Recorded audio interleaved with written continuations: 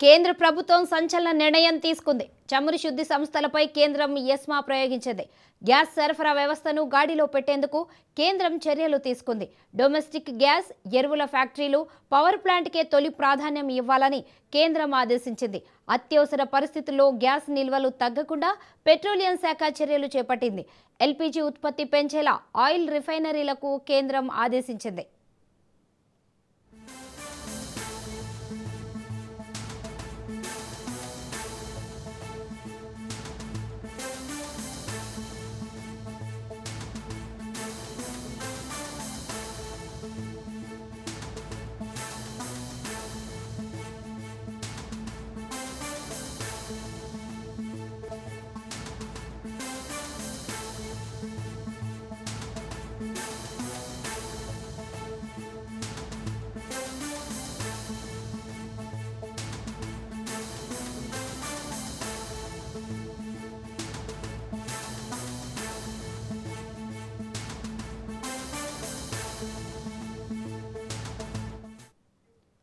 Gas నిల్వలు తగ్గకుండా petroleum శాఖ కేంద్రం తీసుకుంటున్న చర్యలపై మరింత సమాచారాన్ని అందించడానికి మా ప్రతినిధి సునీల్ ఉన్నారు.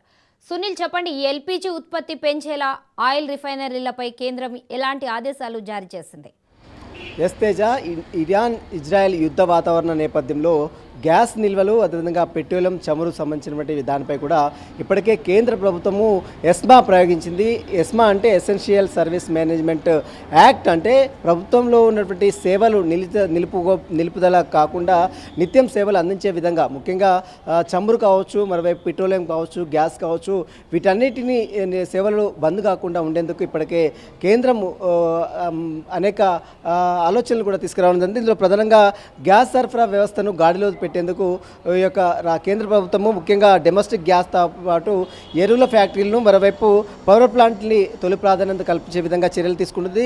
దీంతోపాటు అత్యవసర పరిస్థితుల్లో గ్యాస్ నిల్వలు తగ్గకుండా కూడా అటు కేంద్ర ప్రభుత్వము పటిష్టమైన చర్యలు తీసుకుంటుంది. ఎల్పీజీ, అదేవిధంగా పెట్రోలియం శాఖ చర్యలతో పాటు అదేవిధంగా ఎల్పీజీ ఉత్పత్తులు పెంచే విధంగా, అటు రిఫైనరీని పెంచే విధంగా అటు కేంద్ర ప్రభుత్వం కూడా అడుగులు వేస్తున్న పరిస్థితి. ఎందుకంటే ఇరాన్ ఇజ్రాయెల్ యుద్ధ వాతావరణ నేపథ్యంలో అక్కడ గ్యాస్, పెట్రోలియం, చమురు, ముడి చమురు సంబంధించిన దాంట్లో ఇప్పటికే పెద్ద ఎత్తున అక్కడ విధ్వంస వాతావరణం నెలకొంది. కాబట్టి అక్కడ నుంచి వచ్చేటువంటి జలసంధి మొత్తం కూడా పూర్తిగా నిలిచిపోయింది. కాబట్టి దీంతో దేశం వ్యాప్తంగా కేవలం ఒక ఇండియానే కాకుండా ప్రపంచంలో ఉన్నటువంటి అన్ని దేశాల్లో కూడా వీటి ప్రభావం, ఇరాన్ ఇజ్రాయెల్ సంబంధించినటువంటి యుద్ధ ప్రభావం మాత్రం తీవ్రంగా పడింది. ముఖ్యంగా పెట్రోలియం, గ్యాస్, విధంగా ముడి చమురు సంబంధించినటువంటి సంఘటనలు దానిపై కూడా ఎక్కువ ప్రభావం పడింది. కాబట్టి దేశంలో మొత్తం కూడా ఈ యొక్క ఇబ్బందులు తలెత్తకుండా కేంద్ర ప్రభుత్వం కూడా ఎస్మాని, ఎసెన్షియల్ సర్వీస్ మేనేజ్మెంట్ యాక్ట్ని తీసుకురావడం జరిగింది. ముఖ్యంగా ఈ సర్వీస్ మొత్తం కూడా, ఈ సేవలు మొత్తం కూడా నిలుపుదల కాకుండా